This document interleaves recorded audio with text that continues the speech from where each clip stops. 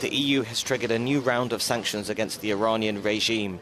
During a long meeting in Brussels in which the war in Ukraine was also discussed, sanctions were agreed on 29 Iranian individuals and 3 entities for the brutal repression of the anti-government protests that have been shaking the country since the end of September, but also for the role of Iran in the Ukraine war.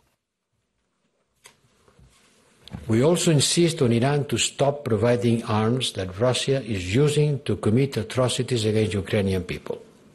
And it's a clear violation of the United Nations Security Council Resolution 2231.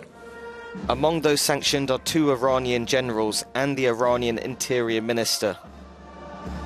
The protests erupted following the death of a young woman who was detained by police for not wearing her headscarf properly. Far from quelling them, the regime's brutal response eventually spread the protests throughout the country. According to the NGO Iran Human Rights, at least 326 people have been killed in the internal crackdown, and more than 2,000 will be tried on various charges, many of whom will face the death penalty.